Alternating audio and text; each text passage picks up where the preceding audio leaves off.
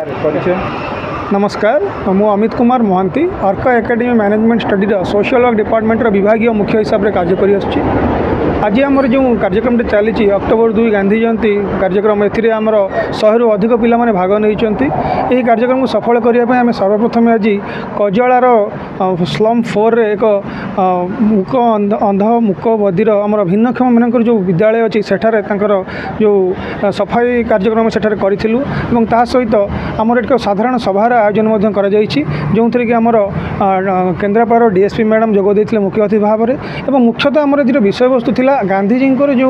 आदर्श नीति अच्छी से आम पिला कि अनुप्राणित करूँ शिक्षा देवु जे पिला भविष्य गोटे उत्तम चरित्र गठन करने सहित गोटे भल नागरिक हो पारे और देशर गठनमूलक कार्य निजक विनियोग करेंगे से आमर आज मुख्य उद्देश्य रही है पिला गांधीजी जो आदर्श जो नीति ए कि अनुप्राणित करा कि से सत् मार्ग से आगे काम करेंगे से ही आम कार्यक्रम मूल लक्ष्य रही